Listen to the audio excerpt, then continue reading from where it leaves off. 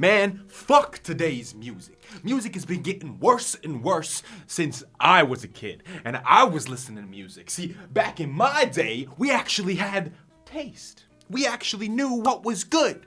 The music we listened to, it told a story. It was emotional. It tied to something in real life, and it was real. It was real fucking music. But nowadays, everybody's just worried about becoming a fucking rock star or making a bunch of money. They're no longer concerned with making actual art. Or are they? Why is it exactly that we have this perceived notion that music is constantly getting worse and worse? And does it have something to do with music?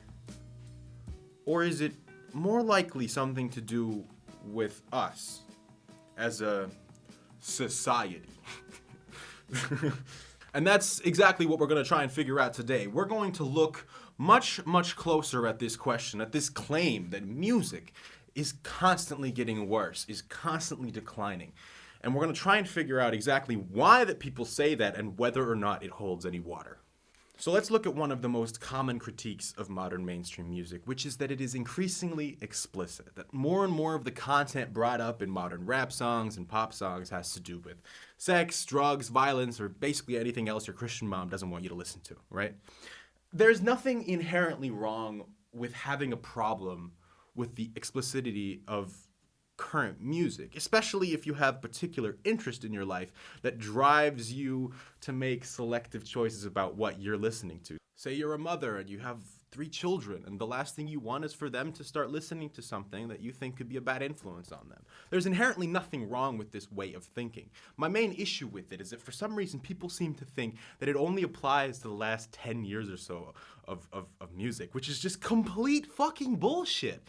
If you look back into literally any genre from the past 3-4 decades, they all talk about explicit stuff. They talk about sex, they talk about drugs, they talk about fucking violence, and you know what? Half the time they do it in a really, really clever, beautiful way, and they're often trying to make a point of some kind. Maybe you're not recognizing that point. Maybe you're completely glossing over the entire reason why this song is explicit.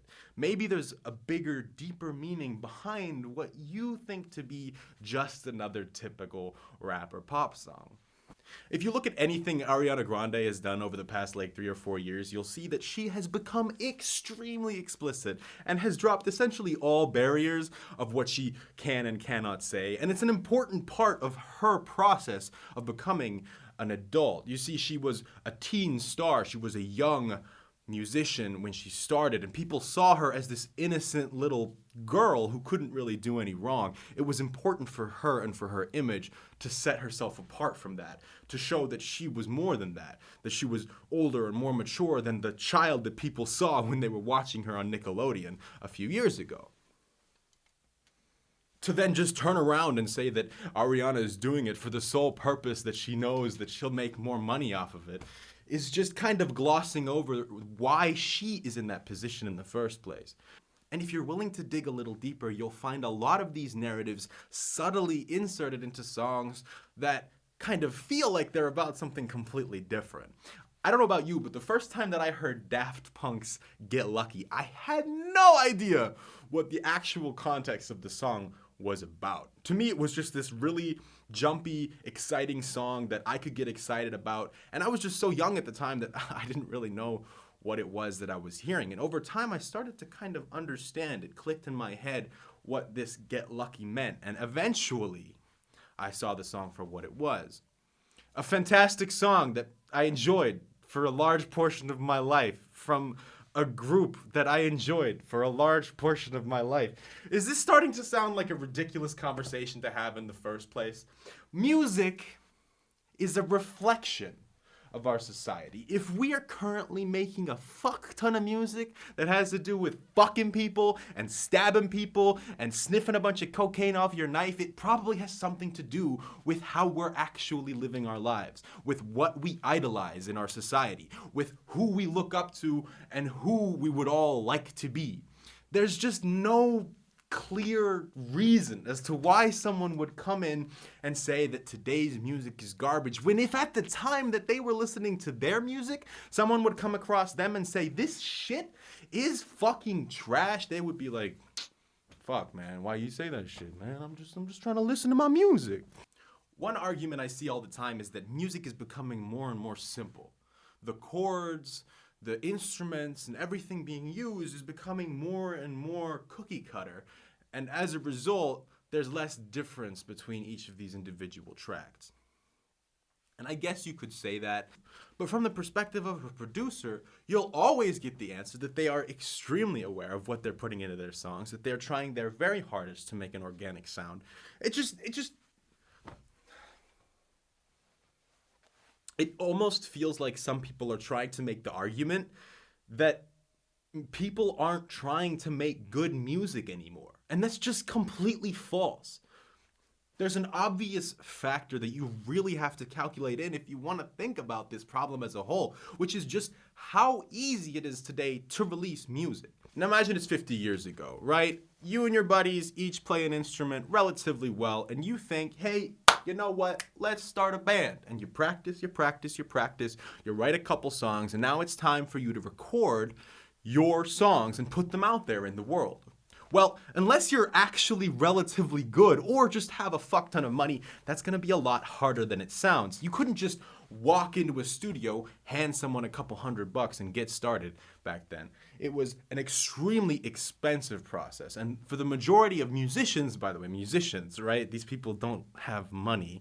The only opportunity in order to record their music was to be picked up, was to be headhunted and invited by somebody who produces music. The likelihood of that happening, especially if you're just above average, was insanely low. The whole landscape looks completely different nowadays for a musician.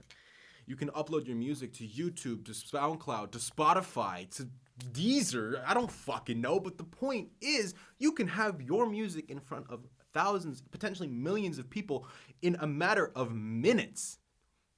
Well, if you're using DistroKid, it's gonna be a couple days. But it's still considerably faster and more efficient than anything that they had 50 years ago.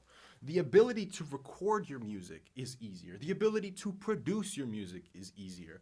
Learning the required know-how and knowledge to be able to mix your own music, to produce your own music, is considerably easier. And that's the world we live in. There's just more music being released. And the people who were releasing music 50 years ago were the best of the best of the best. Whereas today, everybody's at it. And the best of the best of the best are still doing it, but they are being drowned out by hundreds and thousands of people who want to be artists. And that's why this claim is broken in the first place. This idea that music has been getting worse, it's just kind of backwards, because music is not one thing. It's so much more complicated than that. And it can't simply be explained by, well, here's the music from 50 years ago and here's the music from today. Look at how disgusting the music from today looks. No, my guy, what? Imagine if somebody from 50 years ago took his favorite album and brought it into the future today. The average person would listen to it and likely not like it, or think it's not exactly their style. Maybe they would admire it, but not put it in their playlist. I guarantee you'll have a very similar experience if you tried to go back in time. If you took somebody's favorite album from this very year and went back 50 years and handed it to somebody in the 70s, I bet they would say, hey, this is amazing. Clearly the sounds and everything, it's futuristic, it's clean, it's a quality I've never heard before, but it's not my style.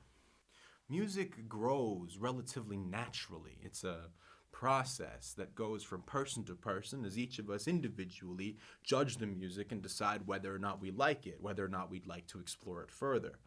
And through that spread of music, culture slowly morphs and changes, and it decides what it is that we like, what it is that we admire, and what it is that we value when we listen to music. Just like with any art form, you will have progress and change no matter what.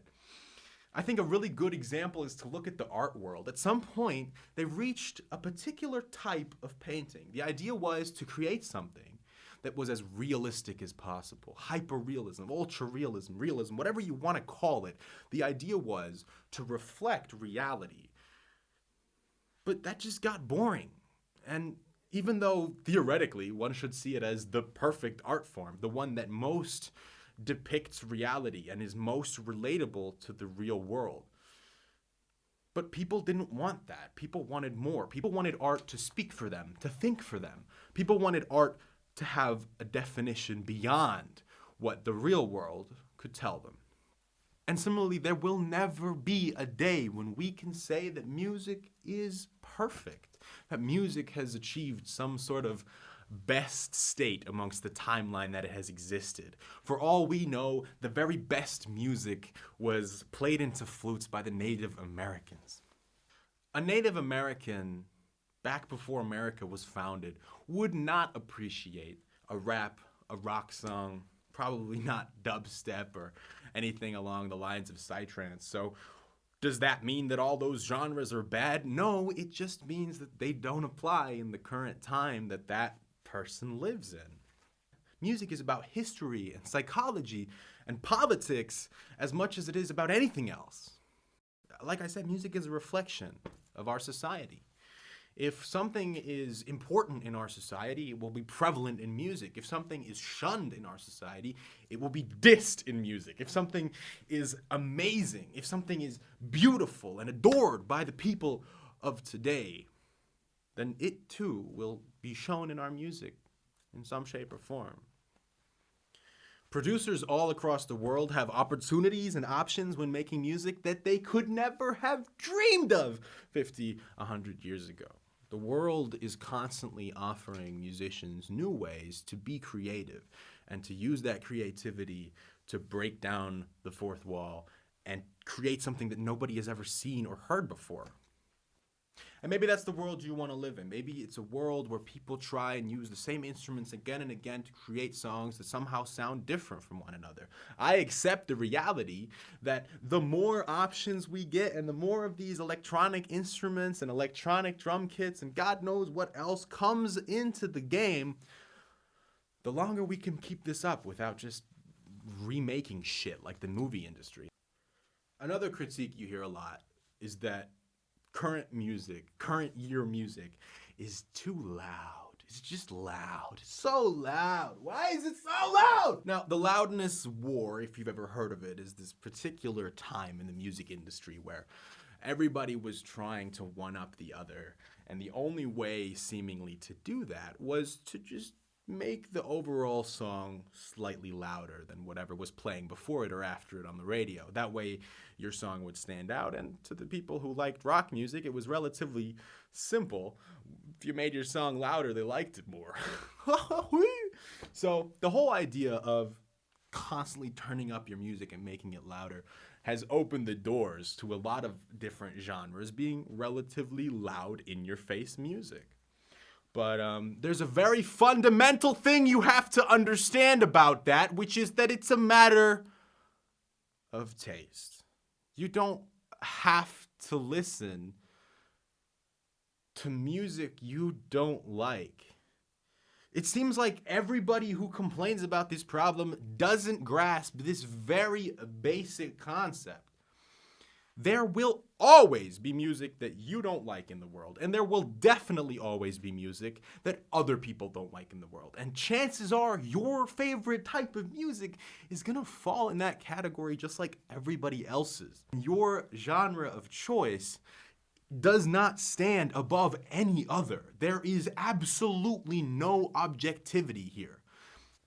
Different people from different genres value different things within their music. Some people want something loud and in their face that helps them distract themselves from everything else. Some people want something that is telling an important story, something that's emotional and something that's gonna keep them driven and motivated. Some people want something that is just complete fucking bullshit so they can think about how they're gonna fuck their hoe tonight. That's just the reality of the world, is that as humans are versatile and all of us are completely different from one another. There's absolutely no way that you can apply the same standards of music from person to person. We all have different backgrounds. We all have different wants and needs and intentions in our life. We all have differences.